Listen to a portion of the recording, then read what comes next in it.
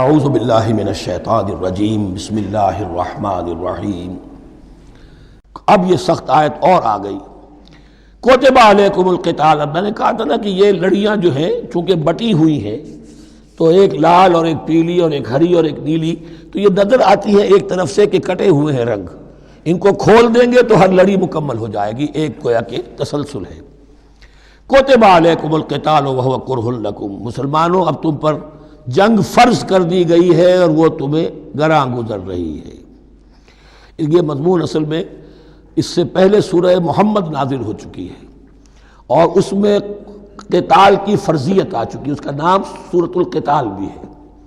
لہذا اب اس کے حوالے سے کچھ لوگ جو ہیں وہ پریشان ہو رہے تھے، اور میں نے آپ سے عرض کیا تھا منافقین بھی یہی کہتے تھے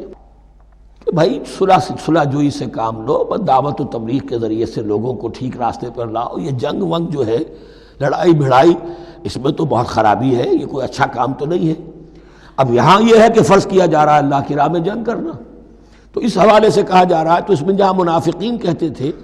جن مسلمانوں کا ایمان قدرے کمزور تھا وہ منافق تو نہیں تھے، لیکن یہ کہ ایمان اتنا پختہ نہیں تھا، ابھی تازہ ایمان لائے تھے، مدینے کے اندر ابھی وہ ایمان لائے ہیں، ان کی تربیت کے مراحل ابھی گزرے ہی نہیں ہیں، تو ان میں سے بھی بعض لوگوں کے دلوں میں اب انقباض پیدا ہو رہا تھا۔ کتب علیکم القتال وہو کرہ لکم، تم پر اب دیکھیے کتبہ کا لفظ آ گیا ہے، کتب علیکم الصیام، کتب علیکم القصاص فی القتلى،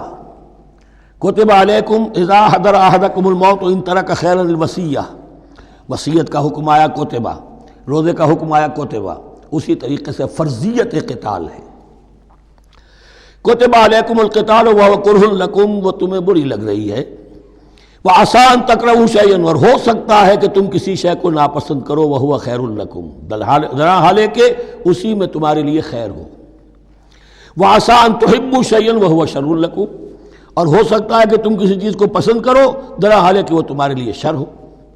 واللہ یعلم وانتم لا تعلمون، اللہ جانتا ہے تم نہیں جانتے۔ تم اپنی عقل پر ایمان نہ رکھو، تم اللہ کی وحی پر ایمان رکھو، تم اللہ کے رسول پر ایمان رکھو،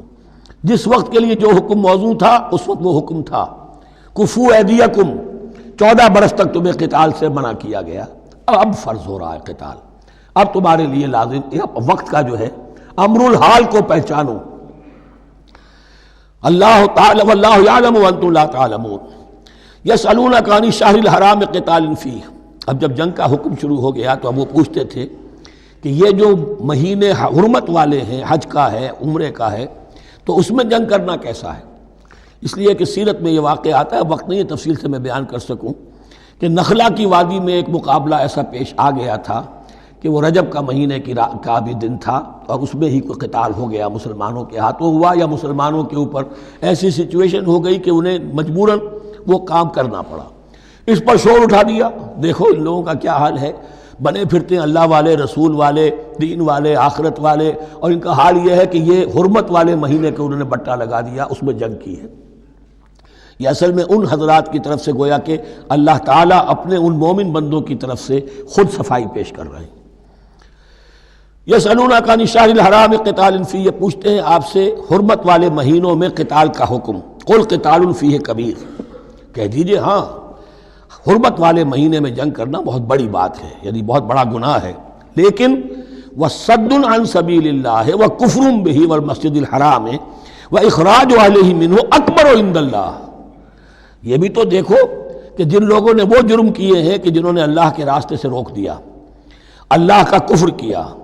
مسجد حرام کے راستے روک دیے مسلمانوں کے لیے، اب یہ نہیں جا سکتے، بیت اللہ میں عبادت نہیں کر سکتے، اخراج اہلہ منہ، اس میں سے لوگوں کو نکلنے پر مجبور کر دیا مکے کے مسلمانوں کو، اکبر عند اللہ، گناہ تو وہ بھی ہے لیکن یہ کہیں بڑا گناہ ہے اللہ کے نزدیک۔ تو سینس آف پروپورشن ہونا چاہیے کہ کس چیز کے مقابلے میں کس شے کی برائی ہے۔ والفتنۃ اکبر من القتل،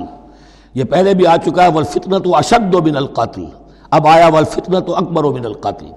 فتنہ ہر وہ کیفیت ہے جس میں صاحب ایمان کے لیے ایمان پر قائم رہنا اور اسلام پر عمل کرنا مشکل ہو جائے۔ آج کا پورا معاشرہ فتنہ ہے، اسلام پر عمل کرنا مشکل ہے، بدماشی کے راستے کھلے ہوئے ہیں، حرام خوری کے راستے کھلے ہوئے ہیں، حلال عقل حلال دانتوں پسینہ آئے تو شاید نصیب ہو۔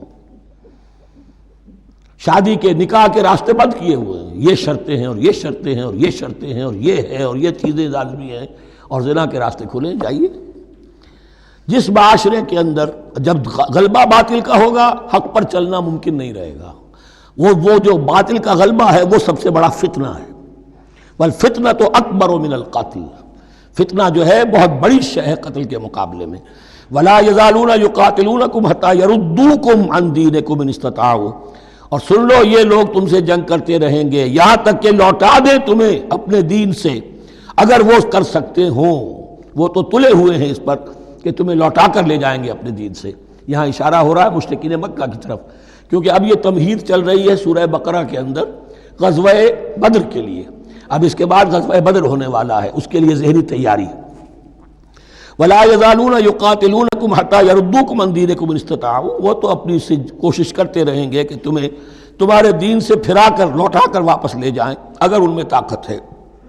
وَمَن يَرْتَدِدْ مِنْكُمْ عَنْ دِينِهِ، اور سن لو جو بھی کوئی تم میں سے پھر گیا، مرتد ہو گیا اپنے دین سے، فَيَمُتْ، اور اسی حالت میں اس کی موت آ گئی، وَهُوَ كَافِرٌ، کہ وہ کافر ہی تھا، فَأُولَٰئِكَ حَبِطَتْ أَعْمَالُهُمْ فِي الدُّنْيَا وَالْآخِرَةِ، تو یہ وہ لوگ ہوں گے کہ جن کے تمام اعمال دنیا اور آخرت میں حبط ہو گئے۔ پہلے کتنے ہی نیکیاں کی ہوئی تھیں، کتنے ہی نمازیں پڑھی ہوئی تھیں، کتنا ہی جو ہے انفاق کیا تھا، صدقات دیے تھے، کچھ بھی کیا، سب کا سب زیرو ہو جائے گا۔ وَأُولَٰئِكَ أَصْحَابُ النَّارِ هُمْ فِيهَا خَالِدُونَ، اور وہ ہوں گے جہنم والے اور رہیں گے اس میں ہمیشہ ہمیشہ۔ ان الذين آمنوا والذين هاجروا وجاهدوا في سبيل الله اولئك يرجون رحمت اللہ واللہ غفور رحیم، یقیناً وہی لوگ جو ایمان لائے اور جنہوں نے ہجرت کی اور جہاد کیا اللہ کی راہ میں، یہ وہ لوگ ہیں جو اللہ کی رحمت کے امیدوار ہیں۔ بڑا لطیف طنز ہے ان پر،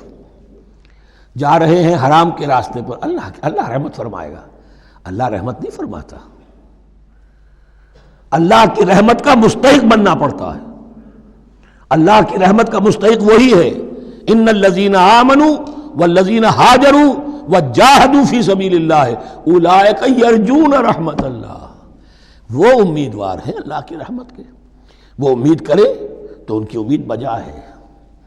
واللہ غفور الرحیم، اور یقیناً اللہ تعالیٰ غفور الرحیم ہے۔ یسألونک عن الخمر والمیسر، اب دیکھیے یہاں سے شریعت کا جو بلو پرنٹ اب تیار ہونا شروع ہوا، کچھ احکام پہلے آ چکے اور کچھ احکام اب آ رہے ہیں، تو بیچ بیچ میں یہ لڑیاں جو ہیں کٹی ہوئی ہیں۔ یہ آپ سے پوچھ رہے ہیں نبی صلی اللہ علیہ وسلم شراب اور جوئے کے بارے میں، قل فیہما اسم کبیر، اے نبی ان سے کہہ دیجئے کہ ان دونوں کے اندر بہت بڑے گناہ کی پہلو ہے، ومنافع للناس، اور لوگوں کے لیے کوئی منفعتیں بھی ہیں، وَإِسْمُهُمَا أَكْبَرُ مِن نَّفْعِهِمَا، اور ان کا جو گناہ کا پہلو ہے وہ نفع کے پہلو سے بڑا ہے، بس یعنی اشارہ کر دیا کہ چھوڑ دو اس کو، اب تمہاری عقل سلیم کے حوالے معاملہ ہے، حقیقت تم پر کھول دی گئی، یہ ابتدائی حکم ہے لیکن حکم کے پیرائے میں نہیں، بس یہ ہے کہ کچھ فائدے بھی ہیں، وہ تو ہے میں سے غرض نشات ہے کچھ روسیہ کو، ایک گونا بے خودی مجھے دن رات چاہیے، اور میں کدے کی راہ سے ہو کر گزر گیا ورنہ سفر حیات کا بے حد طویل تھا۔ یہ حکمت سمجھ لیجئے کہ جوئے میں اور میسر میں کیا چیز مشترک ہے کہ دونوں کو جمع کیا گیا۔ شراب میں بھی انسان حقائق سے اپنے آپ کو منقطع کرتا ہے اور محنت سے جی چراتا ہے، He doesn't want to see the facts، مواجہہ کرنے کو تیار نہیں، فیس کرنے کو تیار نہیں ہے bitter facts of life کو، تو میں ایک گونا بے خودی مجھے دن رات چاہیے۔ اور جوا بھی محنت کی نفی ہے، چانس، داؤ لگاؤ، ایک ہے محنت سے ایک آدمی کما رہا ہے، مشقت کر رہا ہے، کھوکھا ہے یا کوئی چھابڑی لے کے جا رہا ہے یا کچھ اور کام ریڑھی چلا رہا ہے، وہ اپنی کوئی کمائی کر رہا ہے، اور ایک یہ داؤ لگاؤ، داؤ سے کمانا، چانس پر کمانا، یہ بھی محنت کی نفی ہے۔ تو یہ دونوں کے اندر اصل میں علت ایک ہی ہے۔ صدق اللہ العظیم۔